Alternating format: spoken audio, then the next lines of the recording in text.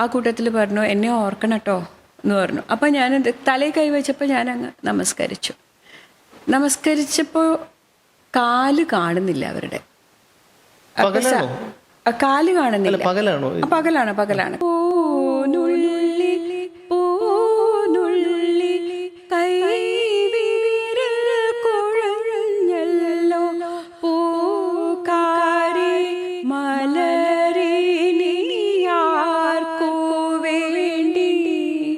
നമസ്കാരം. നൃത്തം ആസ്വദിക്കാൻ നമുക്കെല്ലാവർക്കും കഴിയും, പക്ഷെ അത് ആധികാരികമായി പറയാനോ അതിൻ്റെ വിമർശനങ്ങളോ അല്ലെങ്കിൽ അതിൻ്റെ തെറ്റുകുറ്റങ്ങളോ ഒന്നും പറയാനോ ഒന്നും നമുക്കറിയില്ല. പക്ഷേ നൃത്തം എന്ന് പറയുന്നത് നമ്മുടെ സംസ്കാരത്തിൻ്റെ അഭിമാനമായിട്ടുള്ള ഒരു കല തന്നെയാണ്. ഇപ്പോൾ നമ്മളോടൊപ്പമുള്ളത് ബാംഗ്ലൂർ തരംഗ് അക്കാഡമി ഓഫ് ആർട്സിൻ്റെ ഡയറക്ടർ അപർണ വിനോദ് മേനോനാണ്. ഒരു നർത്തകി എന്നതിലുപരി നമ്മൾ സുഹൃത്തുക്കളും കൂടിയാണ്. അപ്പോൾ ആ ഒരു ഇന്നലെ പത്മനാഭസ്വാമി ക്ഷേത്രത്തിൽ പരിപാടി അവതരിപ്പിച്ചിരുന്നു. അപ്പോൾ ആദ്യം അവിടെ നിന്ന് തന്നെ തുടങ്ങാം. ഇന്നലത്തെ ആ പരിപാടി അനുഭവം എങ്ങനെയുണ്ടായിരുന്നു? അത് ചില കാര്യങ്ങൾ നമുക്ക് പറഞ്ഞറിയിക്കാൻ പറ്റും, ചിലത് നമുക്ക് അനുഭവിക്കാനേ പറ്റുള്ളൂ. ഇന്നലത്തേത് ഒരു അനുഭവമായിരുന്നു സത്യം പറഞ്ഞു കഴിഞ്ഞാൽ. കാരണം എന്താ വെച്ചാൽ ഞങ്ങൾ ആ തുലാഭാര മണ്ഡപത്തിലാണ് ചെയ്തത്. പൊതുവേ എന്താ വെച്ചാൽ ഒരു വേദി, ലൈറ്റുകൾ, പിന്നെ അതിൻ്റേതായിട്ടുള്ള സ്റ്റേജ് സെറ്റിങ്സ്, പ്രോപ്സ്, ഇതൊന്നുമില്ലാതെ അവിടെ ആ തുലാഭാര മണ്ഡപത്തിൽ ചെയ്യുന്ന സമയത്ത് ശരിക്കും പറഞ്ഞാൽ അതൊരു അനുഭവമായിരുന്നു. കാരണം വെച്ചാൽ ഇന്നലെ ഞങ്ങൾ തൊഴുതിറങ്ങിയപ്പോഴൊരു ചെറിയ ചാറ്റൽ മഴയുണ്ടായി. അതോടുകൂടി ചൂടങ്ങ് പോയി.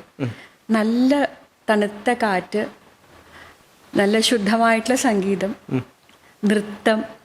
പിന്നെ ഭഗവാനെ കാണാൻ വരുന്നവർ ഞങ്ങളെ ഇരുന്ന് കാണുക. ആ പൂജ സമയമാകുമ്പോൾ അവർ എഴുന്നേറ്റ് പോകുമ്പോൾ വേറെ പുറത്തിറങ്ങിയവർ വന്ന് നമ്മളിരുന്ന് കാണും. അവരുടെ മുഖത്തുള്ള ആ ഒരു ഭക്തി, ഈ കലയോടുള്ള ഒരു ആദരവോ, ആ ഒരു എന്താ പറയുക, കലയോടുള്ള ഒരു ആകർഷണം, ഇതെല്ലാം ഇങ്ങോട്ട് നേരിട്ട് കണ്ടനുഭവിക്കുക. കാരണം വെച്ചാൽ ദൂരമില്ലല്ലോ. കാരണം വെച്ചാൽ തുലാഭാര മണ്ഡപവും ആ നടവഴിയും തമ്മിൽ വലിയ ദൂരമില്ലല്ലോ. അപ്പോൾ ഇവരുടെ മുഖത്തുള്ള ഭാവങ്ങൾ ഞങ്ങൾക്കും കാണാം, ഞങ്ങളെ കാണാൻ പറ്റുന്ന പോലെ തന്നെ. സ്റ്റേജ് മാതിരി അല്ലല്ലോ. അതൊരു അനുഭവമായിരുന്നു. പിന്നെ പൊതുവെ അമ്പലങ്ങളുടെ ഉള്ളിൽ ചെയ്യുന്ന സമയത്ത് നമുക്ക് എപ്പോഴും ആ ഒരു വിശ്വാസികൾക്ക്, പ്രത്യേകിച്ച് ഞാനൊരു നല്ല വിശ്വാസിയാണ്, നമ്മളെക്കാൾ മുകളിലൊരു ശക്തിയുണ്ട്, അതാണ് ഞങ്ങളെ നയിക്കുന്നത് എന്ന് ഉറച്ചു വിശ്വസിക്കുന്നത്. അത് ഭഗവാനാവാം, പ്രകൃതിയാവാം, നമ്മളുടെ വിശ്വാസം അനുസരിച്ച്. ഞാൻ പ്രകൃതി തന്നെയാണ് ഭഗവാൻ എന്ന് വിചാരിക്കുന്ന ഒരാളാണ്. അങ്ങനൊരു സാന്നിധ്യം, നമ്മളെക്കാൾ വലുതായ, വളരെ വളരെ വലുതായ മറ്റെന്തോ ഒന്നിൻ്റെ സാന്നിധ്യം അനുഭവപ്പെടുന്ന ഒരു അവസരമായിരുന്നു ഇന്നലെ. അപ്പോൾ ആ എന്നേക്കാൾ വലിയ ആ ഒരു ശക്തി, എന്നെ മുമ്പോട്ട് നയിക്കുന്ന ശക്തി, അത് പ്രപഞ്ചമായാലും പ്രകൃതി ആയാലും ഞാൻ അതിനെ ഭഗവാൻ എന്ന് വിളിക്കും. അതായിരുന്നു ഇന്നലത്തെ അനുഭവം. നമ്മൾ ഈ ഒരു മേഖലയിലേക്ക്, നൃത്തരംഗത്തേക്ക് ഇറങ്ങാനൊരു നമുക്കൊരു കാരണം ഉണ്ടാകുമല്ലോ, ഒരു പ്രചോദനം ഉണ്ടാകും. അത് കുട്ടിക്കാലം മുതലേ അത് പരിശീലിച്ച് വന്നാൽ മാത്രമേ നമുക്കത് ശരിയാകും. അത് എന്ന് മാത്രമല്ല, മറ്റൊരാൾ നമ്മളെ നിർബന്ധിച്ച് ഈ കലയ്ക്ക് അയക്കുന്നതിനേക്കാൾ നമ്മുടെ ഉള്ളിൽ നിന്ന് വരണം, അല്ലെങ്കിൽ നമുക്കതിനുള്ളൊരു വാസന ഉണ്ടാകണം. എങ്ങനെയായിരുന്നു ഈ രംഗത്തേക്കുള്ള ഒരു വരവ്? അത് പറയുകയാണെങ്കിൽ ഞാൻ എൻ്റെ ബാല്യത്തിലേക്ക് തിരിച്ചു പോകേണ്ടി വരും. എൻ്റെ അച്ഛൻ ഇവിടെ കോഴിക്കോട് ബാർ അസോസിയേഷനിൽ 65 വർഷമായിട്ട് പ്രാക്ടീസ് ചെയ്യുന്ന അഡ്വക്കേറ്റ് PT ശ്രീനാരായണൻ ഉണ്ണി, അമ്മ ലത, പാലിയം തറവാട്ടിലെയാണ്. ഞങ്ങളുടെ വീട് എന്ന് പറഞ്ഞു കഴിഞ്ഞാൽ ഞങ്ങൾ മക്കൾ, ഞാനും എൻ്റെ അനിയനും, ഇപ്പോൾ ആള് ഡോക്ടറാണ്, ഡോക്ടർ ജിഷ്ണു. ഞങ്ങൾ പഠിത്തത്തോടൊപ്പം ഒരു കല എന്നുള്ളത് അവിടെ ഒരു എന്താ പറയുക, ഒരു അലിഖിത നിയമം പോലെയാണ് സംഭവം.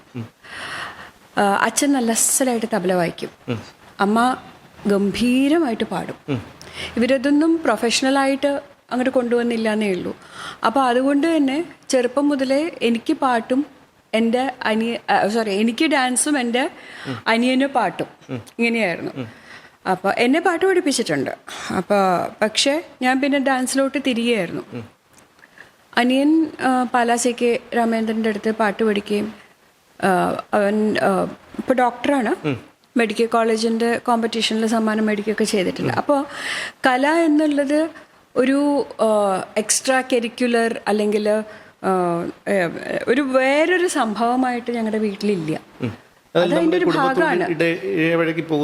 നമ്മുടെ ജീവിതത്തോടു കൂടെ നമ്മൾ കൊണ്ടു നടക്കേണ്ടുന്ന ഒരു കാര്യം എന്നുള്ള രീതിയിൽ ആ കൊച്ചു കുട്ടിക്കാലത്തെ അത് എനിക്ക് തോന്നുന്നു നമ്മുടെയൊക്കെ മനസ്സിൽ ഉറച്ചിട്ടുണ്ട്. അതുകൊണ്ട് തന്നെ ഞങ്ങൾ വളരുന്നതിൻ്റെ ഒപ്പം ഞങ്ങളുടെ ഉള്ളിലെ കലയും വളർന്നു എന്ന് വേണം പറയാൻ. അപ്പോൾ പിന്നീട് എന്ത് പറ്റിയെന്ന് വെച്ച് കഴിഞ്ഞാൽ വിവാഹശേഷം ഞാൻ ബാംഗ്ലൂർ എത്തി. എൻ്റെ ഹസ്ബൻഡ് വിനോദ് മേനോൻ, അദ്ദേഹത്തിനും കലയോട് വളരെയധികം ഇഷ്ടമുള്ള ആളാണ്. അപ്പോൾ അവിടെ നല്ല പ്രോത്സാഹനം ഇതൊക്കെ കൂടി ആയപ്പോൾ വിനോദിൻ്റെ അച്ഛനും അമ്മയും എല്ലാ കുടുംബാംഗങ്ങളും ഒക്കെ ഇത് ഇഷ്ടപ്പെടുന്ന ആളുകളാണ്. അപ്പോൾ അങ്ങനെ വന്നപ്പോൾ വളരെ നാച്ചുറലായിട്ട് അതങ്ങ് വളർന്നു എന്നുള്ളതാണ്. പിന്നീട് എൻ്റെ ഗുരുവിനെ ഞാൻ കണ്ടു. ഡാൻസിൻ്റെ ഇഷ്ടം കൊണ്ടാണോ ആ ടീച്ചറോടുള്ള ഇഷ്ടം കൊണ്ടാണോ എന്ന് എനിക്കറിയില്ല. എൻ്റെ ഗുരു ഭാനുമതി, ഗുരു കർണാടക കലാശ്രീ ഗുരു ബി ഭാനുമതി. പിന്നീട് അത് ഒരു വേറെ ഒരു ലെവലിലോട്ട് എനിക്കത് എടുക്കാൻ പറ്റി. അതാണ് അതിൻ്റെ ഒരു സത്യം. പിന്നെ ഞാൻ ജോലിക്ക് പോവും എന്നുള്ളൊരു ധാരണയുണ്ടായിരുന്നു. ഞാൻ MBA ചെയ്ത ആളാണ്. അപ്പോൾ ജോലിക്ക് പോവും. പക്ഷെ ജോലി എന്ന് ആലോചിക്കുമ്പോൾ അതിൻ്റെ ആ ഒരു സമയവും കാര്യങ്ങളൊക്കെ ആലോചിക്കുമ്പോൾ കലയ്ക്ക് എന്തുമാത്രം സമയം എനിക്ക് പിന്നീട് അത് വിനിയോഗിക്കാൻ പറ്റും എന്നുള്ളൊരു സംശയമായി. അതെനിക്ക് ആലോചിക്കാൻ പറ്റില്ല. കലയില്ലാതെ ജീവിക്കാൻ പറ്റില്ല. അപ്പൊ പിന്നെ ജോലി വേണ്ട, കല മതി. അതാണ് കാര്യം. അങ്ങനെയാണ് ഇതിലേക്ക്. അതെ. അപ്പോൾ നൃത്തത്തിൽ തന്നെ പല ശൈലികളുണ്ട്, ഭരതനാട്യം അങ്ങനെ പല ശൈലികൾ. പക്ഷെ അതിൽ ഏതാണ് ഏറ്റവും ഇഷ്ടപ്പെട്ടത്? ഏത് ശൈലിയും നല്ല വൃത്തിയായിട്ട് ചെയ്താൽ അതിനൊരു ഭംഗിയുണ്ട്. അങ്ങനെ തന്നെയാണ് ഞാൻ വിശ്വസിക്കുന്നത്. ഏത് ശൈലിയോടും നമ്മൾ അതിനോടൊരു നീതി പുലർത്തണം. പക്ഷെ ഞാൻ എൻ്റെ ടീച്ചർ തുടർന്ന് പോന്നിരുന്ന ശൈലി വഴുവൂർ ബാണിയാണ്. വഴുവൂർ ശൈലി അത് തന്നെയാണ് എനിക്കിഷ്ടവും. കാരണം വെച്ചാൽ ലാസ്യപ്രധാനമാണത്. എന്ന് വെച്ച് കഴിഞ്ഞാൽ നൃത്തമില്ല എന്നില്ല. നൃത്തം വളരെ ക്രിസ്പാണ്, അതിനകത്ത് വളരെ നിഷ്ഠയായിട്ട് ചെയ്യുന്നൊരു സംഭവമാണ്. പക്ഷെ ഇതിനകത്ത് അഭിനയത്തിന് ഒരുപാട് പ്രാധാന്യമുണ്ട്. അതെ, വളരെ ഒരു നാച്ചുറലായിട്ടുള്ള അഭിനയത്തിന് ഒരുപാട് പ്രാധാന്യമുണ്ട് ഈ ശൈലിയിൽ. ആ അഭിനയത്തിന് ഒരു ശകലം മുൻതൂക്കം കൊടുക്കുമ്പോഴും നൃത്തം, അതായത് അടവുകളും അതിൻ്റെ ചുവടുകളും വളരെ ഇതായിട്ടുള്ള എന്താ പറയുക, വളരെ ബ്രിസ്കായിട്ട് ചെയ്യേണ്ട ഒരു സംഭവമാണ്. അപ്പം അത് കാരണം ആ ഒരു എന്താ പറയുക, ഒരു ബാലൻസ് ഉണ്ടല്ലോ രണ്ടും തമ്മിൽ. അത് അതുപോലെ നമ്മൾ ഈ ഇപ്പോൾ തന്നെ യുവജനോത്സവത്തിലും ഫെസ്റ്റിവലുകളിലൊക്കെ പലപ്പോഴും കേൾക്കുന്നതാണ് ഇങ്ങനെ അപ്പീല്, തർക്കം, വഴക്ക് ഒക്കെ. ഈ ഒരു കല എന്ന് പറയുമ്പോൾ അല്ലെങ്കിൽ ഒരു കലാകാരൻ എന്ന് പറയുമ്പോൾ ദൈവികമായിട്ടുള്ള ഒരു സ്പർശനം പതിഞ്ഞ ഒരു ആളാണെന്നാണ് എൻ്റെ ഒരു വിചാരം. അത് ഏത് കലയായിരുന്നാലും. അപ്പോൾ അത്തരം ഈ കുട്ടികളെയൊക്കെ നമ്മളിങ്ങനെ പ്രഷർ ചെലുത്തി മത്സരത്തിൽ പങ്കെടുപ്പിക്കാനായി ഇങ്ങനെ പരിശീലിപ്പിച്ചു കൊണ്ടുവരിക എന്ന് പറഞ്ഞാൽ അതിനെ എങ്ങനെ കാണുന്നു? അത് ശരിയാണോ? വളരെ പ്രധാനപ്പെട്ട ഒരു ചോദ്യമാണ്. എന്നുവെച്ചാൽ ഇതിനകത്ത് പല കാര്യങ്ങളും വരും. ഒന്നാമത് എന്താ വെച്ചാൽ അച്ഛനമ്മമാർ ചെറിയ പ്രായം മുതൽ ഈ കുട്ടികളെ പഠിപ്പിച്ചുകൊണ്ട് വരികയാണ്. അപ്പോൾ പരിപാടികൾ വരുമ്പോൾ കുട്ടികളുടെ ആ ഒരു പ്രാക്ടീസ്, ആ സാധന, അതിന് കുറച്ചൊരു മുറുക്കം വരും. അപ്പം അങ്ങനെ നോക്കുകയാണെങ്കിൽ പരിപാടികളും ഇതൊക്കെ വളരെ നല്ല കാര്യം തന്നെയാണ്. പ്രശ്നം എന്താ വെച്ചാൽ നമ്മൾ ആ ഒരു മത്സരബുദ്ധി കൈവിട്ടു പോകുമ്പോഴാണ് പ്രശ്നം വരുന്നത്. ചെറുതായിട്ട് ഇപ്പോൾ മത്സരിക്കേണ്ടത് സത്യം പറഞ്ഞു കഴിഞ്ഞാൽ ഏതൊരു കലയിലും, അത് ഡാൻസിൽ മാത്രമല്ല, ഏതൊരു കലയിലും അവനവനോടാണ്. കഴിഞ്ഞ തവണ ഞാൻ ചെയ്തതിൽ നിന്ന് ഇത്തവണ ഞാൻ എങ്ങനെ മെച്ചപ്പെട്ടു എന്നുള്ളതാണ് അതിൻ്റെ ഒരു അളവ് പോലെ. അല്ലാതെ മറ്റേ കുട്ടിയെക്കാളും ഞാൻ ചെയ്തോ എന്നുള്ളതൊരു സത്യം പറഞ്ഞു കഴിഞ്ഞാൽ പ്രധാനപ്പെട്ടൊരു വിഷയമല്ല. അതുകൊണ്ട് പ്രത്യേകിച്ചൊരു കാര്യമില്ല. പക്ഷേ ഇപ്പോൾ പലരും ഈ പ്രശസ്തിക്ക് വേണ്ടിയിട്ടും അല്ലെങ്കിൽ സിനിമയിലേക്കുള്ള ഒരു ചുവടുവയ്പായും ഒക്കെ അല്ലേ പലരും, മാതാപിതാക്കൾ തന്നെ, കുട്ടികൾക്ക് താല്പര്യമില്ലെങ്കിൽ അവരുടെ മേഖല ചിലപ്പോൾ മറ്റെന്തെങ്കിലും ആയിരിക്കാം അവരുടെ താല്പര്യം. പക്ഷേ അങ്ങനെ ഇതിലേക്ക് തള്ളിവിടുമ്പോൾ ഈ കല തന്നെ ഒരു വൈകൃതം ആയി പോകുന്ന രീതിയിലേക്ക് വരുന്നില്ലേ? പലപ്പോഴും നമ്മൾക്ക് തന്നെ അങ്ങനെ തോന്നിയിട്ടുണ്ട്. പക്ഷേ തീർച്ചയായിട്ടും അത് എങ്ങനെയാണ്? ഈ കലയ്ക്കൊരു കാര്യമുണ്ട്, നമ്മൾ അതിൽ നിന്ന് എന്താണോ ആഗ്രഹിക്കുന്നത് അത് മാത്രമേ നമുക്ക് അതിനകത്തുനിന്ന് കിട്ടുള്ളൂ. ഇപ്പോൾ നമുക്ക് ചിലർ പഠിക്കുന്നത് പഠിപ്പിക്കാനാണ്. അവരെത്ര ശ്രമിച്ചാലും ആ പഠിപ്പിക്കണം എന്ന് മനസ്സിൽ കിടക്കുന്ന സമയത്ത് അവരൊരു പെർഫോമർ ആവില്ല. പെർഫോമർ ആവണം എന്ന് ആഗ്രഹിച്ചാലേ അതാവുള്ളൂ. അപ്പോൾ ഇതിനകത്തുനിന്ന് ചിലപ്പോൾ സിനിമയിലേക്കൊരു ചാൻസാണ് ആവശ്യം എന്ന് വെച്ച് കഴിഞ്ഞാൽ ആ സിനിമയിലെ ചാൻസ് കഴിയുമ്പോൾ കല അങ്ങ് അസ്തമിക്കും. അപ്പോൾ അങ്ങനൊരു കാര്യമുണ്ട്. പക്ഷെ ഇവിടെ കോടതി കേസ്, അപ്പീല്, തർക്കങ്ങൾ, കരച്ചിൽ, പിന്നെ അങ്ങോട്ടും ഇങ്ങോട്ടും പഴിചാരുക, അത് ശരിക്കും പറഞ്ഞു കഴിഞ്ഞാൽ കലയുടെ ആത്മാവിനോട് ചെയ്യുന്ന ഒരു അനീതിയാണ്. കാരണം വെച്ചാൽ കല എന്ന് പറഞ്ഞു കഴിഞ്ഞാൽ നമ്മുടെ സമൂഹത്തിൽ സന്തോഷവും ആ ഒരു സന്തോഷം, സഹിഷ്ണുത ഇതെല്ലാം കൊണ്ടുവരേണ്ട ഒരു കാര്യമാണ്. ഇതിപ്പോൾ എന്താ വെച്ചാൽ അത് എൻ്റെ മകൾക്ക് ഒരു ഫസ്റ്റ് പ്രൈസ് അല്ലെങ്കിൽ എൻ്റെ മകൾക്ക് അതിനകത്ത് നിന്നൊരു താരപരിവേഷം എന്നൊക്കെ പറയുമ്പോൾ ആ ഒരു സന്തുലിതാവസ്ഥ ഇല്ലാതാവുക. അത് പോകുന്നിടത്താണ് അശാന്തി വരിക. അപ്പം അതോടുകൂടി എന്തുണ്ടാവണമെന്ന് വെച്ചാൽ ഈ കല മറ്റുള്ളവനെ ഉപദ്രവിക്കാനുള്ളൊരു ആയുധമായി മാറും. അങ്ങനെ ഒരിക്കലും ആയിക്കൂടാ. കാരണം എന്താ വെച്ചാൽ നമ്മൾ എക്കാലത്തും അതിപ്പോൾ ആര് സമ്മതിച്ചാലും ഇല്ലെങ്കിലും ഞാൻ മനസ്സിൽ അടിയുറച്ച് വിശ്വസിക്കുന്ന ഒരു കാര്യം, കല എന്നും കലാകാരനേക്കാളും വളരെ വളരെ മുകളിലാണ്. അല്ലെങ്കിൽ ഇത്രയും 12,000 വർഷമായി ഇപ്പോൾ ഭരതനാട്യം തന്നെ എടുക്കും, എത്ര പേര് വന്നുപോയി. പക്ഷെ ഭരതനാട്യം നിന്നുപോയോ? ഇല്ല. ആളുകൾ പോയി, അത് ചെയ്യുന്നവര് മൺമറിഞ്ഞു പോയി. കല ഇന്നും നിൽക്കുന്നില്ലേ? പിന്നെ കല എന്ന് പറഞ്ഞു കഴിഞ്ഞാൽ അതിങ്ങനെ കാലത്തിനനുസരിച്ച് ഇങ്ങനെ ഉരുത്തിരിഞ്ഞു വരുന്നൊരു സംഭവം. ഓരോ കാലത്തിനനുസരിച്ച് ഓരോ സമൂഹത്തിനനുസരിച്ച് അതിങ്ങനെ ഇവോൾവ് ചെയ്ത് വരും. അത് രസമാണ് കാണാൻ. പക്ഷെ ഇപ്പം പല രാഗങ്ങൾ, ഇപ്പം അഷ്ടപതി പണ്ട് പാടിയിരുന്ന രാഗങ്ങളൊന്നും ചിലത് ഇപ്പം പാടുന്ന തന്നെ ഇല്ല. എന്നാൽ പുതിയ ചിലത് വന്നിട്ടുമുണ്ട്. അപ്പം അത് വേണം. കാരണം വെച്ചാൽ അന്നത്തെ സമൂഹത്തെയും, അതായത് നമ്മൾ വേരുകളിലേക്ക് ഉറച്ചു നിൽക്കുമ്പോഴും ആ സമൂഹത്തെയും, അതാത് സമൂഹത്തെ ആ സമയത്തെ മാറ്റങ്ങളെയും ഒക്കെ ഉൾക്കൊണ്ട് തന്നെ വേണം കല നിലനിൽക്കാൻ. അത് ജനകീയവും ആയിരിക്കണം. അത് എന്ന് വെച്ച് ജനകീയമാക്കാൻ വേണ്ടി ജനകീയമാക്കരുത്. അവിടെ പ്രശ്നങ്ങൾ തുടങ്ങും. എന്നുവെച്ചാൽ എങ്ങനെയെങ്കിലും കയ്യടി വാങ്ങുക എന്നുള്ളത്. അപ്പോൾ ഇംഗ്ലീഷിലൊരു പറച്ചിലുണ്ട്, അതായത് ആ ഒരു ഫ്രേസ് ഉണ്ട്, classical art form is A freedom within A discipline. അത് വളരെ പ്രധാനമാണ്. സ്വാതന്ത്ര്യമുണ്ട്, പക്ഷെ അതിൻ്റെ ഗ്രാമറിൽ നിന്നുകൊണ്ട് വേണം. അങ്ങനെ ഞാൻ അതിൽ വിശ്വസിക്കുന്നു. ആ ആത്മാവ് നഷ്ടപ്പെടാതെ ആരാണെങ്കിലും സൂക്ഷിക്കണം തീർച്ചയായിട്ടും. ഇപ്പോൾ കേരളത്തിൽ തന്നെ നമ്മുടെ കേരള കലാമണ്ഡലമുണ്ട്. നമ്മൾ കേരളത്തെ അപേക്ഷിച്ച് കർണാടകയും അതുപോലെ തമിഴ്നാടുമൊക്കെ ഇത്തരം കലകളെ പ്രോത്സാഹിപ്പിക്കാനായി കൂടുതൽ എന്തൊക്കെയോ ചെയ്യുന്നു എന്ന് അത് സത്യമല്ലേ യഥാർത്ഥത്തിൽ? കാരണം കേരളത്തിൽ ഞാൻ മനസ്സിലാക്കിയെടുത്തോളം അതൊരു ചടങ്ങ് പോലെ, അല്ലെങ്കിൽ ഒരു ഒരു ചടങ്ങ് പോലെ അങ്ങനെയാണ്. പക്ഷേ കൂടുതൽ ഗൗരവമായി കാണുന്നത് എനിക്ക് തോന്നുന്നു തമിഴ്നാട്, കർണാടക ആ ഭാഗങ്ങളിലൊക്കെ കൂടുതൽ ഒരു ഗൗരവമായി അതിനെ കാണുന്നുണ്ട്. അത് ഞാൻ പറയുകയാണെങ്കിൽ ഞാനെല്ലാം വളർന്നു വരുന്ന കാലഘട്ടത്തിൽ ഇന്നത്തെ അത്രയും ഡാൻസ് ഫെസ്റ്റിവൽസ് കേരളത്തിലുണ്ടായിരുന്നില്ല.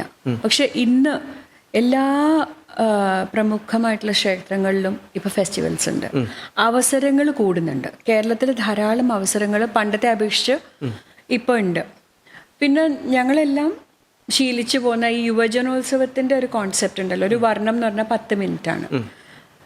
പക്ഷെ ഒരു വർണ്ണത്തിൻ്റെ ആ ഒരു ചിട്ട കാണിക്കണമെങ്കിൽ തന്നെ ഒരു അരമണിക്കൂറെങ്കിലും വേണം.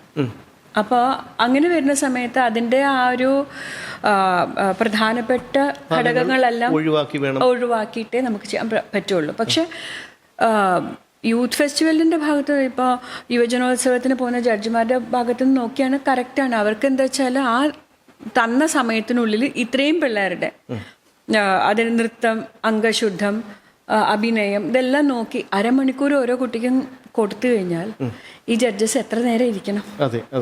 അപ്പൊ അത് പ്രായോഗികമല്ല.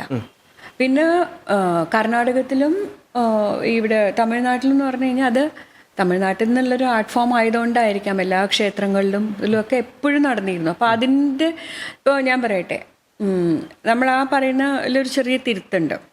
അതായത് പുറത്തുള്ള ആളുകൾ അതിനെ ഗൗരവമായിട്ട് കാണുന്നു. മോഹിനിയാട്ടം നമ്മളുടെ നാട്ടിൽ കളിക്കുന്ന ചെറിയ കുട്ടികൾ പോലും കളിക്കുന്ന അത്രയും ഗൗരവമായിട്ട് നമുക്ക് തമിഴ്നാട്ടിൽ കാണില്ലല്ലോ. പറ്റില്ല. വെച്ചാൽ നമ്മളുടെ കലയാണത്. അല്ലെങ്കിൽ ഓട്ടംതുള്ളലാവട്ടെ, കൂടിയാട്ടോ, കൃഷ്ണനാട്ടോ ഒന്നും നമുക്ക് പുറത്ത് കാണാൻ പറ്റില്ല. അപ്പോൾ നമ്മളുടെ ക്ഷേത്രകലകളോട് നമ്മൾ നീതി പുലർത്തുന്നുണ്ട് നല്ലോണം. ഇപ്പോൾ ഭരതനാട്യവും കുച്ചിപ്പുടിയും ഒക്കെ നിറയെ അവസരങ്ങളുണ്ട്. പിന്നെ ശൈലിക്ക് വ്യത്യാസമുണ്ട്. അപ്പോൾ ആ ശൈലി നമുക്ക് ഏതാണോ ഇഷ്ടം അതാണ് ഓരോരുത്തരും ഫോളോ ചെയ്യുക. പക്ഷെ തമിഴ്നാട്ടിൽ തീർച്ചയായിട്ടും അതിൻ്റെ ഒരു ആധികാരികത കൂടില്ലേ? ഉണ്ട്, തീർച്ചയായിട്ടും. അതെ, അതാണ് ഞാൻ ചോദിച്ചത്. അത് കൂടും. അത് അവരുടെ ആർട്ട് ഫോം ആയതുകൊണ്ട് അവരത് കൂടുതൽ. അതെ, ഇപ്പം നമുക്ക് മോഹിനിയാട്ടത്തിൽ നമുക്ക് ഒരു അല്ലെങ്കിൽ കഥകളിയിൽ നമുക്കൊരു ഇതിൽ പോലെ ഒരു ഗ്രിപ്പുള്ള പോലെ അവർക്ക് അതിൻ്റെ മുകളിൽ ഉണ്ടാവില്ലേ? അപ്പം ആ ഒരു വ്യത്യാസമുണ്ട്. പക്ഷെ അവസരങ്ങൾ നല്ലോണം കൂടിയിട്ടുണ്ട്. പിന്നെ കേരളത്തിലെ ഫെസ്റ്റിവൽസിൽ ശരിക്കും അഭിനന്ദിക്കാതെ വയ്യ. നല്ല ടെക്നീഷ്യൻസ് ആണ്. സ്റ്റേജ് ആവട്ടെ, ടെക്നീഷ്യൻസ് ആവട്ടെ, വളരെ പുറത്തുനിന്നുള്ളവർക്ക് അവിടെ വന്ന് ചെയ്യാൻ വലിയ ഇഷ്ടമാണ്. പക്ഷേ ഒരു സൂര്യ ഫെസ്റ്റിവൽ കൂടാതെ കേരളത്തിൽ അറിയപ്പെടുന്ന എത്ര ഫെസ്റ്റിവലുകളുണ്ട്? അങ്ങനെ നമുക്ക് എടുത്തു പറയാൻ പറ്റി പെട്ടെന്ന് നമുക്ക് സൂര്യ, പിന്നെ നമ്മുടെ ഗവൺമെന്റ് നടത്തുന്ന നിശാഗന്ധി ഫെസ്റ്റിവലിന് നല്ല പേരാണ്. പിന്നെ അതുണ്ട്. പിന്നെ അധികം വലിയ എന്താ പറയുക, ചില ഫെസ്റ്റിവൽസിന് എന്താ വെച്ചാൽ അവർ വലിയ പബ്ലിസിറ്റി കൊടുക്കുന്നില്ല. പക്ഷേ അമ്പലങ്ങളിൽ ഇപ്പോൾ ഏറ്റുമാനൂർ ക്ഷേത്രത്തിൽ എന്താ നന്നായിട്ടാണ് നടന്നു പോകുന്നത് ഒരുപാട്. അപ്പോൾ അതുണ്ട്. പക്ഷെ ഈ സൂര്യ ഫെസ്റ്റിവൽ പോലെയെല്ലാം അപ്പോൾ പറഞ്ഞില്ല, സുമേഷ് പറഞ്ഞില്ല, അങ്ങനെ ഒരു അതിനെ മാർക്കറ്റ് ചെയ്യേ അല്ലെങ്കിൽ വളരെ ഭംഗിയായിട്ടാണ് അത് എല്ലായിടത്തും പ്രൊജക്റ്റ് ചെയ്യുന്നത്. അങ്ങനത്തെ പ്രൊജക്ഷൻസ് കുറവാണ് അധികം. ഒരുപാട് ഫെസ്റ്റിവൽസ് ഇല്ല. നിശാഗന്ധി ഉണ്ട്, അത് മാത്രം ശരിയാണ്. നമ്മൾ ഈ നൃത്തങ്ങൾ സ്ത്രീകൾക്കും പുരുഷന്മാർക്കും അനുയോജ്യമായിട്ടുള്ള ശൈലികളുണ്ടോ യഥാർത്ഥത്തിൽ? പുരുഷന്മാരുടെ അടുത്ത് നിന്ന് പഠിച്ചു കഴിഞ്ഞാൽ യാതൊരു പ്രശ്നവുമില്ല. കാരണം എന്താ വെച്ചാൽ അവർക്ക് അനുയോജ്യമായ ശൈലി, ഇവർക്ക് അനുയോജ്യമായ ശൈലി അങ്ങനെയില്ല. പക്ഷെ എന്താണെങ്കിലും ഈ നമ്മളൊരു കല അഭ്യസിക്കുന്ന സമയത്ത് ആദ്യം ചെയ്യുന്നത് ആ ടീച്ചർ ചെയ്യുന്നത് അനുകരിക്കുകയാണ്. ഇപ്പോൾ 7 വയസ്സുള്ളൊരു മോൻ എൻ്റെ അടുത്ത് വന്ന് പഠിക്കാന്ന് വെച്ചോളൂ. ഞാൻ പഠിപ്പിച്ചു കൊടുക്കുന്നതാണ്. ആ കുട്ടിക്ക് ഇപ്പോൾ 7 വയസ്സിൽ അല്ലെങ്കിൽ 8 വയസ്സിൽ അവർക്ക് ഈ കല, ഭരതനാട്യം ഇതൊന്നുമില്ല. ടീച്ചർ പറഞ്ഞു തരുന്ന കാര്യങ്ങളും അനുകരിക്കുകയാണ്. അപ്പോൾ എന്നെ അനുകരിക്കുമ്പോൾ ആ അറിയാതെ ആ കുഞ്ഞിൻ്റെ മനസ്സിലോ അതിൻ്റെ ദേഹത്തും എൻ്റെ കുറേ ഇത് കാണാം. മാനറിസംസും ചേഷ്ടകളും എല്ലാം കാണാൻ പറ്റും. അതൊരു വളരെ ഒരു എന്താ പറയുക, നമുക്കൊന്ന് തടഞ്ഞു വെക്കാൻ പറ്റില്ല. അനുകരിക്കുമ്പോൾ അതും കൂടി പോവില്ലേ? അപ്പോൾ അത് കാരണം പുരുഷന്മാരുടെ അടുത്ത് നിന്ന് പഠിച്ച പ്രശ്നമില്ല. ഞാൻ ചോദിച്ചത് ഈ ഭരതനാട്യം, കുച്ചിപ്പുടി, അങ്ങനെ മോഹിനിയാട്ടം, ഇതൊക്കെ ഇതിൽ പുരുഷന്മാർക്ക് അങ്ങനെ വഴങ്ങുന്നത്, അതായത് ചില അഭിപ്രായങ്ങൾ ഉയർന്നു വന്നിട്ടുണ്ട്. ചില കലകൾ ചിലർക്ക് പറ്റില്ല, ചില ശൈലികൾ ചിലർക്ക് പറ്റില്ല, പുരുഷന്മാർക്ക് പറ്റില്ല. അങ്ങനെ ഉണ്ടോ യഥാർത്ഥത്തിൽ കലയിൽ? അത് നമ്മളത് എങ്ങനെ എക്സിക്യൂട്ട് ചെയ്യണു എന്നനുസരിച്ചിരിക്കും. കാരണം എന്താ വെച്ചാൽ ഇതിപ്പോൾ ഒരു പുരുഷൻ ഒരു ശൈലി ചെയ്യുക, അല്ലെങ്കിൽ ഒരു സ്ത്രീക്ക് ചേരില്ല എന്ന് പറഞ്ഞ ശൈലി ചെയ്യുക, എല്ലാം അൾട്ടിമേറ്റ്ലി എന്താണ് ഉണ്ടാവുന്നത്? പ്രേക്ഷകൻ കാണുന്നു, നമുക്കത് എങ്ങനെ അനുഭവപ്പെടുന്നു, നമുക്ക് അത് അരോചകമായി തോന്നുന്നു എന്നുണ്ടെങ്കിൽ അവിടെ കലാകാരൻ്റെ പരാജയമാണ്. അയ്യോ ഇത് വേണമായിരുന്നോ എന്ന് നമുക്ക് തോന്നുകയെന്ന് വെച്ചോളൂ. അവിടെ കലാകാരനോ അല്ലെങ്കിൽ കലാകാരിയോ പരാജയപ്പെട്ടു. നേരെ മറിച്ച് ആഹാ ഇങ്ങനെ പറ്റുമോ എന്ന് നമുക്ക് നമ്മളുടെ ആ പ്രേക്ഷകന്റെ ഉള്ളിൽ വരുന്ന ആ ആസ്വാദനം, അതാണ് കലാകാരൻ്റെ അല്ലെങ്കിൽ കലാകാരിയുടെ വിജയം. അത് അതിൻ്റെ രീതിയിൽ ചെയ്യാൻ പറ്റുമോ, ചെയ്ത് ഫലിപ്പിക്കാൻ പറ്റുമോ എന്നുള്ളതേ ഉള്ളൂ ഇവിടുത്തെ ചോദ്യം. അല്ലാതെ ശൈലി ഇന്ന ജെൻഡറിന് പറ്റുമോ ഇല്ലയോ എന്നുള്ളതല്ല, നമ്മളത് ചെയ്ത് ഫലിപ്പിക്കാൻ പറ്റുമോ. പക്ഷെ ഒരു വലിയ സദസ്സിന് മുന്നിൽ, ഒരു 1000 പേരുള്ള ഒരു സദസ്സിന് മുന്നിൽ പരിപാടി അവതരിപ്പിക്കുമ്പോഴും ഈ സദസ്സിലിരിക്കുന്ന 1000 പേരിൽ അതിൻ്റെ ഒരു 10% പേർക്ക് മാത്രമേ ഇതിനെ ക്രിട്ടിസൈസ് ചെയ്യാനുള്ള അറിവുണ്ടാകൂ. ബാക്കിയുള്ളവർ ഈ നൃത്തത്തോടുള്ള ഒരു ഇഷ്ടം കൊണ്ടും ആ ഒരു അവതരണ ശൈലിയിലെ ഭംഗി കൊണ്ടും ആകർഷിക്കപ്പെട്ട് കണ്ടുകൊണ്ടിരിക്കുന്നവരാണ് അല്ലേ? അതെ.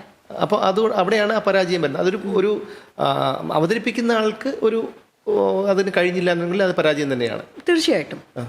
അത് ഞാൻ പറഞ്ഞില്ലേ, നമുക്കതൊരു സംഭവം കണ്ട് നമുക്ക് അരോചകമായിട്ട് തോന്നുകയാണെങ്കിൽ അവിടെ ഒരു പ്രശ്നമില്ലേ? അതെ, അതാണ്. നേരെ മറിച്ച് നമ്മളത് തീർത്തും ഇതൊന്നും ആലോചിക്കാതെ നമ്മളത് ആസ്വദിക്കാന്ന് വെച്ചോളൂ, അവിടെ അവരുടെ വിജയം തന്നെയാണ്. അതെ. കാരണം എന്താ വെച്ചാൽ ഞാൻ ചെറിയൊരു എക്സാമ്പിൾ പറയാം. ഈ ഡാൻസ് ഒരു വിഷ്വൽ ആർട്ടാണല്ലോ, ദൃശ്യകലയാണ്.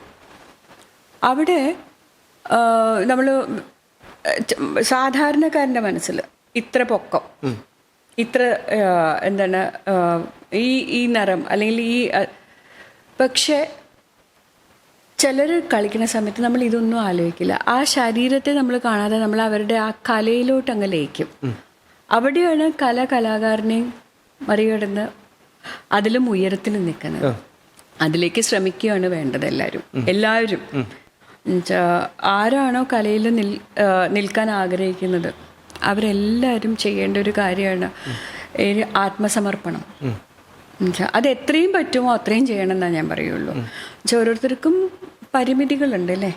ഇപ്പോൾ ഒരു 10 സ്ഥലത്ത് കളിക്കാൻ ചാൻസ് കിട്ടി, ഇപ്പോൾ ഭരതനാട്യം അല്ലെങ്കിൽ മോഹിനിയാട്ടം കുച്ചിപ്പുടി ചെയ്യാൻ ഉള്ള അവസരങ്ങൾ കിട്ടി. യാത്ര ചെയ്യാൻ കാശില്ല, അപ്പം നമുക്ക് കിട്ടിയ 10-ൽ 2 ചെയ്യാൻ പറ്റുള്ളൂ. പക്ഷെ ചിലർക്ക് കൂടുതൽ ചെയ്യാൻ പറ്റിയേക്കും. പക്ഷെ കിട്ടുന്ന സ്റ്റേജസിലെല്ലാം എത്രയും നമുക്ക് ആ ആത്മസമർപ്പണത്തോടു കൂടി ചെയ്യാൻ പറ്റുമോ അത്രയും നമ്മുടെ കല വളർന്നുകൊണ്ടേയിരിക്കും. പിന്നെ മറ്റൊരാളെ ദ്രോഹിക്കാൻ ഈ കല ഉപയോഗിക്കാതിരിക്കുക. അപ്പോൾ എന്താ വെച്ചാൽ അതെന്തുകൊണ്ടാണ് ഞാൻ പറയുന്നത് വെച്ചാൽ, ഞാനൊരു വലിയൊരു ഫിലോസഫറായിട്ട് സംസാരിക്കുകയല്ല ഇതിനകത്തൊരു കാര്യമുണ്ട്. കാരണം വെച്ചാൽ വളരെ സിമ്പിളായിട്ടൊരു ലോജിക്കുണ്ട്. അതുകൊണ്ടാണ് ഞാൻ പറയണം. നമുക്ക് ടെക്നിക്സ് പഠിക്കാം. എന്നുവെച്ചാൽ കൈ ഇന്ന മാതിരി വെക്കണം, കാലിങ്ങനെ ആയിരിക്കണം, ഇതെല്ലാം പഠിക്കാം. അപ്പോൾ അത് പെർഫെക്റ്റ് ആയിട്ട് വന്നു കഴിഞ്ഞാൽ നമുക്കറിയാം, ഈ കുട്ടിയുടെ അംഗശുദ്ധം ഗംഭീരം എന്ന് നമ്മൾ പറയും. പക്ഷേ ഇതിൻ്റെ ആത്മാവുണ്ട്, ഒരു സ്പിരിറ്റ് ഓഫ് ഡാൻസ്. അത് നമുക്ക് പഠിപ്പിക്കാൻ പറ്റില്ല. അത് ആ ഡാൻസറിന് തോന്നണം, അത് മനസ്സിൽ ഉള്ളിൽ വരണം. അപ്പോൾ എന്ത് പറ്റുമെന്ന് വെച്ചാൽ, ടെക്നിക്കലി നമ്മൾ വളരെ പെർഫെക്റ്റ് ആണെങ്കിലും ചിലപ്പോൾ ആ സ്പിരിറ്റ് കാണില്ല. അതാണ് വളരെ പെർഫെക്റ്റ് ആയിട്ടുള്ളൊരു ഡാൻസ് നമുക്ക് 5 മിനിറ്റ് കഴിഞ്ഞാൽ മടുക്കുന്നത്. നേരെ മറിച്ച് ചിലർ ചെയ്യുന്ന സമയത്ത് അത് അത്ര പെർഫെക്റ്റ് ഒന്നും ആയിരിക്കില്ല, പക്ഷെ നമ്മൾ കണ്ടിരിക്കും. അതാണ് സ്പിരിറ്റ്.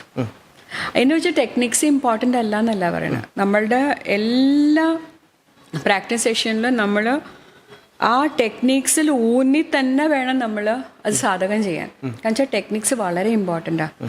കാരണം വെച്ചാൽ ആ ടെക്നിക്സാണ് ഈ സ്പിരിറ്റ് ഓഫ് ഡാൻസ് ആണ്, ആ ആത്മാവിലേക്കുള്ള വാതിലുകളാണ് ഈ ടെക്നിക്സ് എന്ന് പറയുമ്പോൾ. അത് ശരിക്കും തുറന്നാലേ നമുക്ക് അങ്ങോട്ടേക്ക് ചെല്ലാൻ പറ്റുള്ളൂ. ഇപ്പം ആദ്യം അടഞ്ഞു കിടക്കുന്ന വാതിലിൽ കൂടെ നമുക്ക് പോകാൻ പറ്റുമോ? ഒരിക്കലും ഇല്ല. ആ ടെക്നിക്സ് ആണ് അതിൻ്റെ വാതിലുകൾ. അത് നമ്മൾ മാസ്റ്റർ ചെയ്ത് അത് സാധകത്തിലൂടെ അത് ചെയ്ത് അത് ഓരോരുത്തർക്കും എത്ര പറ്റും എന്നുള്ളതും അഗെയിൻ അതും നമുക്ക് ഇതിലൊരു എന്താ പറയുക, നമുക്കിങ്ങനെ ഒരു സ്റ്റാൻഡർഡൈസേഷൻ വലിയ പാടാണ്. അപ്പം നമുക്ക് എത്ര പറ്റുന്നോ അത്രയും ചെയ്യുക. അപ്പോൾ എത്രയും നമ്മൾ ആ ടെക്നിക്സ് മാസ്റ്റർ ചെയ്യുന്നോ നമുക്ക് അത്രയും അതിൻ്റെ മുകളിലോട്ട് പോകാനുള്ള ഒരു സാധ്യത അവിടെയുണ്ട്. അതുപോലെ തന്നെ സ്കൂളുകളിലൊക്കെ പല സബ്ജക്റ്റുകളും പാഠ്യവിഷയങ്ങളായിട്ടുണ്ട്. നമ്മുടെ ഇത് വളരെ ഒരു അഭിമാനമായിട്ടുള്ളതാണ് നമ്മൾ ക്ഷേത്രകലകൾ എന്ന് പറയുമ്പോൾ നമ്മുടെ സംസ്കാരത്തിൻ്റെ ഭാഗം കൂടിയാണ്. അപ്പോൾ ഈ ക്ഷേത്രകലകളെ അഭ്യസിപ്പിക്കാനായി നമ്മുടെ സിലബസിൽ ഒരു മാറ്റം വരുത്തണം എന്ന് തോന്നിയിട്ടില്ല. കാരണം എന്ന് വെച്ചാൽ പല കുട്ടികൾക്കും സാമ്പത്തിക ബുദ്ധിമുട്ടുകൾ കൊണ്ടും അല്ലെങ്കിൽ മാതാപിതാക്കൾക്ക് ഇതിനോടുള്ള ഒരു അജ്ഞത കൊണ്ടും ഒക്കെ ഈ കലയിലേക്ക് വരാതിരിക്കുന്ന കുട്ടികളുണ്ട്. കഴിവുള്ള ഒരുപാട് പേര് ഉണ്ടാവും പറ്റില്ല. അപ്പോൾ അത്തരക്കാരെ പ്രോത്സാഹിപ്പിക്കാനെങ്കിലും നമുക്കൊരു കുറച്ചെങ്കിലും ഈ പാഠ്യ വിഷയത്തിൽ ഇതുകൂടെ ഉൾപ്പെടുത്തേണ്ടതല്ലേ ഈ ഇത്തരം കലകൾ? അങ്ങനെ ഒരു അഭിപ്രായം എന്തു പറയുന്നു? ഈ കലകളെക്കുറിച്ചുള്ള ഒരു അവബോധം കൊണ്ടുവരുന്നതിൽ തെറ്റൊന്നുമില്ല. പക്ഷെ എന്ത് പറ്റണമെന്ന് വെച്ച് കഴിഞ്ഞാൽ സ്കൂളുകളിൽ ഇതിൻ്റെ ഭാഗമായിട്ട് ചെയ്യുന്ന സമയത്ത് 60 കുട്ടികളുണ്ടെങ്കിൽ ചിലപ്പോൾ 20 കുട്ടികൾക്കേ അതിനോട് ഇഷ്ടം ഉണ്ടാവുള്ളൂ. അത് എത്ര കണ്ട് പ്രായോഗികമാണെന്ന് എനിക്കറിയില്ല. പക്ഷെ അതൊരു എന്താ പറയുക, ഒരു പെർഫോമിങ് അല്ലെങ്കിൽ കമ്പൽസറി ആക്കണമെന്നല്ല ഞാൻ ഉദ്ദേശിച്ചത്. അങ്ങനെ ഒരു ഓപ്ഷൻ ഉണ്ടെങ്കിൽ നല്ലതാണ്.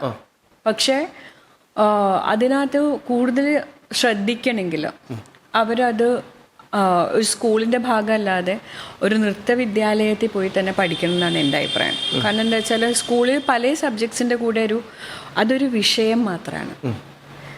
ഇത് ഒരു നൃത്തവിദ്യാലയത്തിൽ പോകുമ്പോൾ ആ ഗുരുവിൻ്റെ അടുത്ത് ഇതെല്ലാം ഗുരുമുഖിയായിട്ടുള്ള കലകളാണ്. ഗുരുവിൻ്റെ അടുത്ത് നിന്ന് നേരിട്ട് പഠിക്കേണ്ട സംഭവങ്ങളാണ്. അപ്പോൾ ആ നൃത്തവിദ്യാലയത്തിൽ പോകുമ്പോൾ ഒരു ഗുരുവിൻ്റെ അടുത്ത് പോയി അത് പഠിക്കുന്ന സമയത്ത് അതിനൊരു വ്യത്യാസം ഉണ്ടാവും. എന്തൊക്കെ പറഞ്ഞാൽ ഇതിനാണ് കംപ്ലീറ്റ് ഫോക്കസ് കൊടുക്കേണ്ടത്. അത് വളരെ പ്രധാനമാണ്. ഇപ്പോൾ എത്ര വേദികളിൽ പരിപാടി അവതരിപ്പിച്ചിട്ടുണ്ട്, പ്രോഗ്രാം അവതരിപ്പിച്ചിട്ടുണ്ട്? തീർച്ചയായിട്ടും ഒരു 1000-ന്റെ അടുത്ത് വേദികളായിട്ടുണ്ടാവണം. ഇന്ത്യക്ക് പുറത്തും അകത്തും? ഇന്ത്യക്ക് പുറത്ത് അകത്ത് കൊച്ചിലെ മുതൽ നോക്കിയാൽ 1000-ഓളം ആയിട്ടുണ്ട്. ഞാൻ ഇപ്പോൾ എൻ്റെ സ്റ്റുഡൻസ് ചിലർ എഴുതി വെക്കും എവിടെയെല്ലാം ചെയ്തു എന്ന്. പക്ഷെ അന്നത്തെ കാലത്ത് ഞങ്ങൾ ഇതൊന്നും ആലോചിച്ചിട്ട് തന്നെ ഇല്ല. അപ്പം അത് തന്നെ ആയിരിക്കണം. എങ്കിൽ ഏറ്റവും ഇഷ്ടം തോന്നി, അല്ലെങ്കിൽ അത് നമുക്കൊരു നർത്തകിയെ സംബന്ധിച്ചിടത്തോളം എല്ലാ വേദികളും പ്രിയപ്പെട്ടതാണ്, പക്ഷേ എങ്കിൽ പോലും ഇത്രയ്ക്കൊരു നമുക്ക് മറക്കാനാവാത്ത ചില അനുഭവങ്ങൾ തന്നിട്ടുള്ള വേദികളുണ്ടാവുമല്ലോ, അങ്ങനെ എന്തെങ്കിലും ഉണ്ടോ? മറക്കാൻ ഒരുപാട് വേദികളുണ്ട് അങ്ങനത്തെ. നന്നായി നൃത്തം ചെയ്യാൻ പറ്റി എന്ന് തോന്നിയ വേദികളെല്ലാം നമുക്ക് പ്രിയപ്പെട്ട തന്നെയാണ്. പക്ഷേ എനിക്ക് തോന്നുന്നു ചിദംബരം ക്ഷേത്രത്തിൽ പോയി ചെയ്യുന്ന സമയത്ത് അവിടെ നടരാജനാണല്ലോ. അപ്പോൾ ആ ക്ഷേത്രത്തിൽ പോയി ചെയ്യുന്ന സമയത്ത് എന്തോ ഒന്ന് നമ്മളുടെ ഉള്ളിൽ വന്ന് നിറയുന്നത് നമുക്ക് തോന്നാറുണ്ട്. അതുണ്ട്. പിന്നെ ഞാനിത് മറ്റൊരു ഇൻ്റർവ്യൂവിൽ പറഞ്ഞിട്ടുണ്ടെന്ന് തോന്നുന്നു. എന്താണെന്ന് വെച്ചാൽ ഒരിക്കൽ ഞാൻ അവിടെ ചിദംബരത്ത് പോയി പരിപാടി അവതരിപ്പിച്ചു. തിരിച്ചു വരുന്ന സമയത്ത് ഒരു പ്രായമായിട്ടുള്ളൊരു സ്ത്രീ അവർ എൻ്റെ അടുത്ത് ചോദിച്ചു ഏത് ഭാഷയാണെന്ന് ചോദിച്ചു. അപ്പോൾ ഞാൻ പറഞ്ഞു ഇംഗ്ലീഷ്, തമിഴ്. അപ്പോൾ അവർ തമിഴാണ്.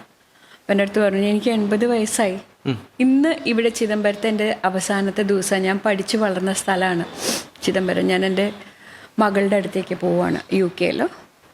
ഇന്നത് കണ്ടത് ഭയങ്കര സന്തോഷമായി, നന്നായി വരും. ഇനി ഇത് വളരെ മുമ്പാണ് കേട്ടോ. ഏത് ഉയർച്ച വരുമ്പോഴും എന്നെ ഓർക്കണം എന്ന് പറഞ്ഞു. എന്ന് പറഞ്ഞിട്ട് അതായത് നന്നായി വരും എന്നുള്ള രീതിയിൽ അനുഗ്രഹിച്ചു. വളരെ നന്നായി വരും, നല്ലോണം പേരെടുക്കും എന്നൊക്കെ പറഞ്ഞിട്ട് അവർ ആ പ്രായമായിട്ടുള്ളൊരു അനുഗ്രഹിക്കുമല്ലോ. ആ കൂട്ടത്തിൽ പറഞ്ഞു എന്നെ ഓർക്കണം കേട്ടോ എന്ന് പറഞ്ഞു. അപ്പം ഞാൻ തലയിൽ കൈവച്ചപ്പോൾ ഞാൻ അങ്ങ് നമസ്കരിച്ചപ്പോൾ കാല് കാണുന്നില്ല അവരുടെ. കാല് കാണുന്നില്ല. പകലാണ്. കാല് കാണുന്നില്ല. സാരി ഉണ്ട് അവിടെ. അപ്പം എനിക്ക് തോന്നി ചിലപ്പോൾ കാലും മടക്കി ഇരിക്കുകയായിരിക്കും സാരി. അത് കഴിഞ്ഞപ്പോൾ എൻ്റെ അടുത്ത് പറഞ്ഞു, പിന്നെ നമസ്കരിച്ച് ഞാൻ തിരിച്ചു പോകുന്ന സമയത്ത് പറഞ്ഞു ഞാൻ പറഞ്ഞതൊന്നും ചെറുതായിട്ട് കണക്കാക്കണ്ട. ഞാനിത് ബോംബെയിലെ ഷൺമുഖാനന്ദ ഹാളിൽ എല്ലാ പരിപാടികളും വാച്ച് ചെയ്തിരുന്ന ആളാണ്. ചാരുകളും കർണങ്ങളും ഒക്കെ ഞാൻ അഭ്യസിച്ചിട്ടുണ്ട്. പക്ഷെ ഇന്ന് എനിക്ക് 2 കാലുകളില്ല, അത് രണ്ടും മുറിച്ച് കളഞ്ഞിരിക്കുന്നു. എന്നിട്ട് എനിക്ക് ആ ക്രച്ചസ് കാണിച്ചു തന്നു അവരുടെ. അതൊരു ഭയങ്കര ഒരു ടച്ചിങ് ആയിട്ടുള്ളൊരു അവസരമായിരുന്നു. അപ്പോൾ എൻ്റെ അടുത്ത് പറഞ്ഞു ഇതൊക്കെ അറിവുള്ള ഒരാളാണ് ഇത് പറഞ്ഞത്, എന്നുകൂടെ മോൾ ആലോചിക്കണം എന്ന് പറഞ്ഞു. അത് കണ്ടപ്പോൾ അവരുടെ എന്താ അറ്റുപോയ കാലുകളും കാണിച്ചു തന്നു എനിക്ക്, ഓപ്പറേറ്റ് ചെയ്തിട്ടുള്ള. അപ്പോൾ അത് കണ്ടപ്പോൾ അതൊരു ഭയങ്കര ഒരു കണ്ണ് നിറഞ്ഞു പോയി. എൻ്റെ വല്ലാത്തൊരു ഫീലിംഗ് ആണ്. അയ്യോ മറക്കില്ല ഞാൻ ഒരിക്കലും. അപ്പോൾ ഓരോന്ന് വരുമ്പോഴും ഞാൻ അവരെ ഓർക്കാറുണ്ട്. ഇനി ഏതെങ്കിലും വേദികളിൽ, ഏതെങ്കിലും ക്ഷേത്രങ്ങളിലോ അങ്ങനെ ഏതെങ്കിലും വേദികളിലോ, ഇപ്പോൾ സൂര്യയിലൊക്കെ അവതരിപ്പിച്ചു, സൂര്യ ഫെസ്റ്റിവലിലൊക്കെ വനജി അവതരിപ്പിച്ചു, എവിടെയെങ്കിലും അങ്ങനെ അവതരിപ്പിക്കണം എന്നുള്ള ഒരു ആഗ്രഹമുണ്ടോ? ഉണ്ട്. ഞാൻ സ്ഥിരമായിട്ട് ട്രൈ ചെയ്യുന്നൊരു വേദിയുണ്ട്. അത് നോർത്ത് ഇന്ത്യയിലാണ്. അപ്പോൾ വലിയ ഫെസ്റ്റിവൽസിലൊക്കെ ചെയ്യണമെന്നുണ്ട്. ഇതുവരെ ഖജുരാഹോ ആയിട്ടില്ല, നോക്കുന്നുണ്ട്. എത്ര കുട്ടികളെ ഇതുവരെ പഠിപ്പിച്ചിട്ടുണ്ട്? പഠിപ്പിച്ച് പോയവർ കുറേ പേരുണ്ട്. ഇപ്പം എനിക്ക് തോന്നുന്നു എല്ലാം നോക്കിക്കഴിഞ്ഞാൽ ഒരു 500 പേരെ എന്തായാലും ഞാൻ പഠിപ്പിച്ചിട്ടുണ്ടാവും. അപ്പോൾ ചിലർ വിട്ടുപോയി. തിരിഞ്ഞു നോക്കുമ്പോൾ, അതായത് നമ്മൾ പിന്തിരിഞ്ഞ് നോക്കുമ്പോൾ എങ്ങനെയാണ് ഈ തോന്നുന്നത് ഇതുവരെയുള്ള യാത്ര, ഒരു നൃത്ത ജീവിതത്തിൻ്റെ യാത്ര? വളരെ സന്തോഷകരമാണ്. കാരണം എന്താ വെച്ചാൽ എനിക്ക് ഒന്നിനോടും പരാതിയില്ല. കാരണം വെച്ചാൽ കിട്ടുന്നതെല്ലാം അനുഗ്രഹമാണെന്ന് വിചാരിക്കുന്ന ഒരാളാണ് ഞാൻ. അപ്പോൾ പക്ഷെ കിട്ടുന്ന വേദികളെല്ലാം വളരെ പ്രധാനപ്പെട്ടതാണ് എനിക്ക്. അങ്ങനെ ഒരു വേർതിരിവില്ല. കൃത്യമായിട്ട് സാധകം ചെയ്യാണ്ട് ഞാനൊരു സ്ഥലത്ത് പോവാറില്ല. അതിന് സാധകം ചെയ്യാൻ പറ്റാത്ത അവസരമാണെങ്കിൽ ഞാനത് ഏറ്റെടുക്കാറില്ല. നമുക്ക് ഇപ്പം പറ്റില്ലല്ലോ, കുടുംബം, നമുക്ക് അല്ലാതെ തന്നെ കുറേ കാര്യങ്ങളും ഉണ്ടല്ലോ. അപ്പം അത് സാധകം ചെയ്യാൻ പറ്റില്ല, അതിനോട് നീതി പുലർത്താൻ പറ്റില്ല എന്ന് തോന്നുകയാണെങ്കിൽ ഞാൻ ചിലപ്പോൾ മാറി നിൽക്കും. പക്ഷെ അങ്ങനെ മാറി നിൽക്കേണ്ടി അധികം വന്നിട്ടില്ല. ഒരുവിധം ഇങ്ങോട്ട് വന്ന പരിപാടികളെല്ലാം എടുക്കുകയും പിന്നെ ചില പരിപാടികളുടെ പുറകെ ഞാൻ തേടി പോവുകയൊക്കെ ചെയ്തിട്ടുണ്ട്. പക്ഷെ കിട്ടുന്നത് വളരെ ആത്മാർത്ഥമായിട്ടേ ഞാൻ ചെയ്തിട്ടുള്ളൂ. ആത്മാർത്ഥത എന്ന് പറഞ്ഞത് ഒരു വലിയൊരു അസറ്റാണ് ആർക്കും, ഒരു നിധിയാണ്. അത് ആ ആത്മാർത്ഥത എന്നുള്ള ആ സംഭവത്തിനോടുള്ള നമ്മളുടെ ആ ഒരു ഇതുണ്ടല്ലോ, അത് ഇങ്ങനെ തന്നെ വേണം എന്നുള്ളത് ഓരോ മനുഷ്യനും വേണ്ട ഒരു കാര്യമായിട്ട് എനിക്ക് എപ്പോഴും തോന്നാറുണ്ട്. കാരണം വെച്ചാൽ ആ ആത്മാർത്ഥത ഒരിക്കലും നിങ്ങളെ നിരാശപ്പെടുത്തില്ല. പക്ഷെ എല്ലാവരിലും അത് കാണാൻ കഴിയില്ല എന്നുള്ളതാണ്. അതാണ് സങ്കടം. കാരണം എന്താ വെച്ചാൽ ആത്മാർത്ഥത എന്താണെന്ന് നമുക്ക് മനസ്സിലാക്കാൻ അതിന്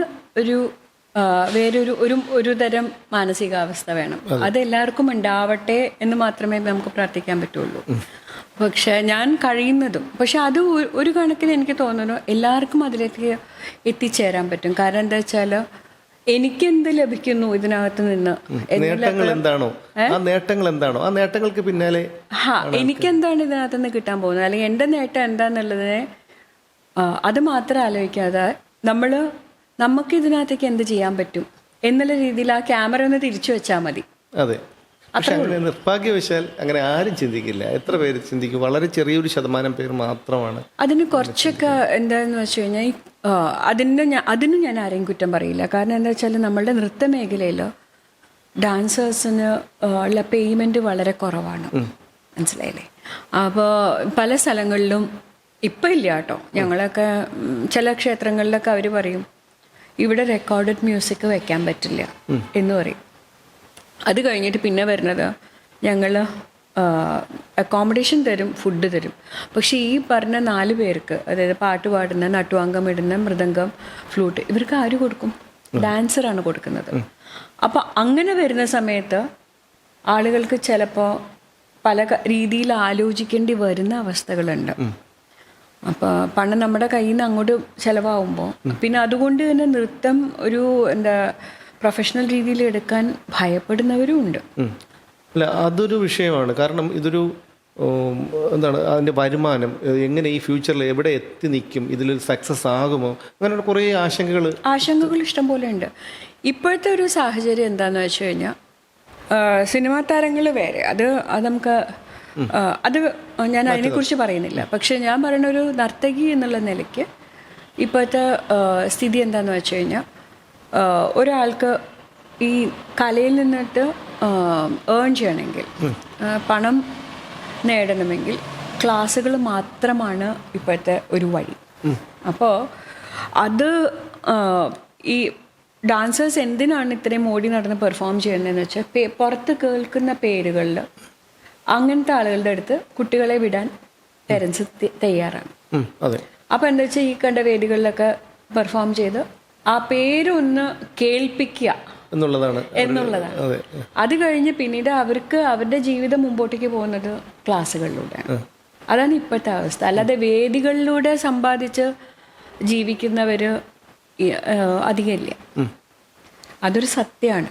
ചിലപ്പോൾ അതുകൊണ്ടും കൂടി ആയിരിക്കും. ഇതെല്ലാം പലപ്പോഴും പല കാര്യങ്ങളും ഇങ്ങനെ എന്താ പറയുക, സങ്കടകരമായിട്ടുള്ള കാര്യങ്ങൾ നടക്കുന്നത് പലരുടെയും നിസ്സഹായാവസ്ഥ കൊണ്ടും കൂടിയാണ്. എല്ലാവരും അല്ല, വേറെ ഓപ്ഷൻ ഇല്ല. നിസ്സഹായത വരുന്ന സമയത്ത് എന്താ, ഇപ്പോൾ കുറച്ച് അവസരങ്ങളേ ഉള്ളൂ, 4 അവസരങ്ങളേ ഉള്ളൂ. അതിൽ 16 അല്ലെങ്കിൽ 25 ഡാൻസേഴ്സ് ഉണ്ടെങ്കിൽ ആ 4 അവസരങ്ങളിലേക്ക് എങ്ങനെ എത്താം എന്നുള്ള മാത്രമല്ലേ ആലോചിക്കുള്ളൂ. അവിടെയാണ് പ്രശ്നം വരുന്നത്. അപ്പോൾ അതിന് എനിക്ക് തോന്നുന്നത് എന്താണെന്ന് വെച്ച് കഴിഞ്ഞാൽ കൂടുതൽ സഭകൾ അതിനോട് താല്പര്യമുള്ളവരെല്ലാം കൂടി ഒരുമിച്ച് വന്ന് ഇതിനകത്തേക്ക് കുറച്ച് കോൺട്രിബ്യൂഷൻസ് എല്ലാം കൊടുത്ത് വേദികളിൽ വിളിക്കുന്ന ആർട്ടിസ്റ്റിനെ പ്രോപ്പറായിട്ട് റെമ്യൂണറേറ്റ് ചെയ്ത് അങ്ങനെയൊക്കെ വരുമ്പോൾ എല്ലാവർക്കും അവസരങ്ങളും എല്ലാവർക്കും അതിനകത്തുനിന്ന് ജീവിതവും ഉണ്ടാവുമ്പോൾ ഇത്തരം കടുത്ത മത്സരങ്ങൾ ഉണ്ടാവില്ല എന്ന് എനിക്ക് തോന്നുന്നു. ഇന്നലെ തന്നെ പത്രത്തിലുണ്ടായിരുന്നു ഒരു ചൈനയിൽ ഒരു ഭരതനാട്യം അരങ്ങേറിയത് കണ്ടുവന്ന് എനിക്ക് ശ്രദ്ധിച്ചില്ല. വളരെ സന്തോഷം തോന്നി. നമ്മുടെ ഒരു കല ചൈന പോലെ ഒരു രാജ്യത്ത് അഭ്യസിപ്പിക്കുന്നു. അത് അവിടുത്തെ ടീച്ചർ തന്നെയാണ് അല്ലെ, അവിടുത്തെ ടീച്ചർ തന്നെയാണ് ആ കുട്ടിയെ അഭ്യസിപ്പിച്ചതും അരങ്ങേറ്റം കഴിഞ്ഞതും ഒക്കെ. അതൊക്കെ വളരെ അഭിമാനം തോന്നുന്നു. നമ്മുടെ ഇനി കുടുംബത്തെ കുറിച്ചുകൂടി ഒന്ന് പറയാം. കുടുംബം, എൻ്റെ ഹസ്ബൻഡ് ഗൂഗിളിലാണ് വർക്ക് ചെയ്യണത്, സോഫ്റ്റ്വെയർ എഞ്ചിനീയറാണ്. പിന്നെ മകൻ ഇവിടെ RV കോളേജിൽ നിന്ന് ഇത് MCA കംപ്ലീറ്റ് ചെയ്തു. ആളൊരു മ്യൂസീഷ്യനാണ്, ഹിന്ദുസ്ഥാനി പാട്ടുകാരനാണ്, സിദ്ധാർത്ഥ്. പിന്നെ അച്ഛനും അമ്മയും പറ്റി ഞാൻ പറഞ്ഞല്ലോ. പറഞ്ഞു. നീ ഒറ്റ കാര്യം കൂടി, ഒരു പാട്ട്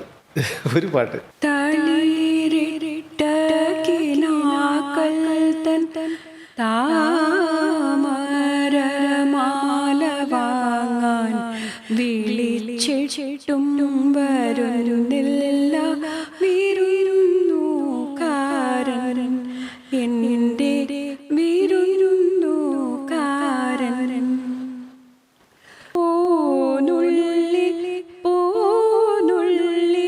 കൈവിരൽ കുഴഞ്ഞല്ലോ പൂക്കാരി മലരിനിയാർക്കു വേണ്ടി മധുര പ്രതീക്ഷതൻ മണിദീപം കൊളുത്തിയ മാനസ പൂജയിനിയാർക്കു വേണ്ടി തളിരിട്ട കിനാക്കൾ തൻ താമരമാല വാങ്ങാൻ വിളിച്ചിട്ടും വരുന്നില്ല വിരുന്നുകാരൻ, എൻ്റെ വിരുന്നുകാരൻ. ഭാവന യമുനതൻ തീരത്തു നീ തീർത്ത കോവിലിൻ നട തുറന്നതാർക്കു വേണ്ടി സങ്കൽപ്പ മണി വീണ സംഗീതം നീ സാധകം ചെയ്തിടുന്നതാർക്കു വേണ്ടി തളിരിട്ട കിനാക്കൾ തൻ താമരമാല വാങ്ങാൻ വിളിച്ചിട്ടും വരുന്നില്ല വിരുന്നുകാരൻ, എൻ്റെ വിരുന്നുകാരൻ.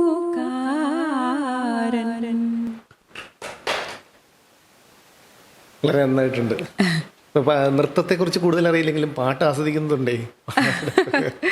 എന്തായാലും ഒരുപാട് സന്തോഷം. ഒരുപാട് നാളുകളായി വിചാരിക്കുന്നു ഇൻ്റർവ്യൂ നൽകണമെന്ന്. പക്ഷേ എന്തൊക്കെയോ കാരണങ്ങൾ കൊണ്ട് അത് പോയി. പക്ഷേ ഇപ്പോൾ അവസാനം നമ്മുടെ അനന്തപത്മനാഭൻ്റെ ഒരു മണ്ണിൽ തന്നെ അങ്ങനെ ഒരു പരിപാടി അവതരിപ്പിക്കാൻ വന്നപ്പോൾ ഇതുപോലൊരു അവസരം തന്നത് വളരെ അനുഗ്രഹമായി കരുതുന്നു. എന്ന് മാത്രമല്ല ഒരുപാട് ഉയരങ്ങളിലേക്ക് എനിക്ക് അഭിമാനമാണ്. കാരണം പലപ്പോഴും ഫേസ്ബുക്ക് അങ്ങനെ നമ്മൾ സംസാരിക്കുന്നത് വളരെ അപൂർവമായിട്ടാണ്. എനിക്കും ഫേസ്ബുക്ക് വളരെ അഭിമാനം തോന്നാറുണ്ട്. ഒരുപാട് വേദികൾ കീഴടക്കാൻ കഴിയട്ടെ, ഒരുപാട് ഉയരങ്ങളെത്താൻ കഴിയട്ടെ. എല്ലാവിധ പ്രാർത്ഥനകളും ആശംസകളും. എനിക്കും അതെ. എവിടെ സുമേഷിൻ്റെ ഒപ്പം ഇങ്ങനൊരു സമയം ചെലവിടാനും നമ്മൾ ഇത്തരം സംഭവങ്ങളെക്കുറിച്ച് വിശദമായിട്ട് ചർച്ച ചെയ്യാനും ഒരു അവസരം ഉണ്ടായത് വലിയ ഭാഗ്യമായിട്ട് തന്നെ ഞാനും കരുതുന്നു. എത്രത്തോളം പ്രാധാന്യമുണ്ട് എൻ്റെ ചോദ്യങ്ങൾക്കെന്നുള്ള കാര്യത്തിൽ എനിക്ക് ഉത്തരവില്ല. പ്രാധാന്യം വളരെ നല്ല ചോദ്യങ്ങൾ തന്നെയായിരുന്നു. പക്ഷെ പ്രാധാന്യം എന്നുള്ളതിനേക്കാളും അതിനകത്തേക്ക് കാണിക്കുന്ന ആ ഒരു ഉത്സാഹം വളരെ പ്രധാനമാണ്. അത് എല്ലാവർക്കും വേണം. പിന്നെ ഞാൻ പറഞ്ഞ പോലെ എന്താ പറയുക, നമ്മുടെ കല എത്രയും നമ്മൾ അതിനെക്കുറിച്ച് നമ്മളുടെ അറിവ്, നമ്മളിപ്പോൾ എല്ലാം അറിയുന്നവരല്ല. പക്ഷെ ഓരോരുത്തരും ഈ കലാലോകത്ത് എല്ലാവർക്കും അവനവൻ്റെതായിട്ടുള്ള സ്ഥാനമുണ്ടെന്ന് ഞാൻ എപ്പോഴും വിശ്വസിക്കുന്നു. ഈ കലാലോകത്ത് മാത്രമല്ല, ഈ ലോകത്ത് തന്നെ നമുക്ക് ഒരാൾക്കും ഒരാളെ കൊച്ചായിട്ട് കാണാൻ പറ്റില്ല. എന്നുവെച്ചാൽ നമ്മൾ കൊച്ചായിട്ട് നമ്മൾ ഒരാളെ നോക്കി കണ്ടു കഴിഞ്ഞാൽ വളരെ ചാക്രികമാണെല്ലാം. ഒരു കാലത്ത് കൊച്ചായിട്ട് നമുക്ക് തോന്നുന്ന പല മനുഷ്യരും പിന്നീട് ഒരു 10-15 വർഷം കഴിയുമ്പോൾ എവിടെ എത്തും നമുക്ക് പറയാൻ പറ്റില്ല. അപ്പോൾ അത് കാരണം ഞാൻ ഒരു നിമിഷത്തെ പോലും, അല്ലെങ്കിൽ ഒരു വ്യക്തിയാവട്ടെ ഒരു നിമിഷമാവട്ടെ, ഒന്നിനെ ഞാൻ കൊച്ചായി കാണാറില്ല. എനിക്ക് എല്ലാം പ്രാധാന്യമുള്ളതാണ് എന്നുള്ളത് വളരെ സന്തോഷമുള്ളൊരു കാര്യമാണ് എന്നെ സംബന്ധിച്ച്. എനിക്ക് എല്ലാവരും പ്രധാനമാണ്, എല്ലാം ആ ഓരോ നിമിഷവും പ്രധാനമാണ്. അപ്പം അതൊരു കാര്യം. പിന്നെ ഈ കലാലോകത്ത് സ്നേഹം നിലനിൽക്കട്ടെ എന്ന് ഞാൻ പ്രാർത്ഥിക്കാറുണ്ട്. മത്സരങ്ങളുണ്ടാവും, എല്ലാവർക്കും മുമ്പിലെത്തണം എന്നുള്ള തോന്നലുണ്ടാവുമല്ലോ എപ്പോഴും. പക്ഷേ അത് ഉള്ളിലെ സ്നേഹത്തെ, സാഹോദര്യത്തെ കെടുത്തിക്കളയാതിരിക്കട്ടെ എന്ന് പ്രാർത്ഥിക്കാം. പിന്നെ എൻ്റെ ആഗ്രഹം എന്ന് പറഞ്ഞു കഴിഞ്ഞാൽ ഈ കലയിലൂടെ നമുക്ക് ഈ ലോകത്തേക്ക് എന്തെങ്കിലും നന്മ എത്തിക്കാൻ പറ്റിയെങ്കിൽ അത് സാധിക്കട്ടെ എന്ന് ഞാനും എപ്പോഴും പ്രാർത്ഥിക്കാറുണ്ട്. അത് നടക്കുമെന്ന് തന്നെയാണ് എൻ്റെ വിശ്വാസം. പിന്നെ ഇത്തരം സുഹൃത്തുക്കളുടെ ആ ഒരു സപ്പോർട്ട് വളരെ പ്രധാനമാണ് എന്നെ സംബന്ധിച്ച്. ഞാനും അതെ, ഈ അവസരം ഒരുപാട് ആസ്വദിച്ചു. ശരി.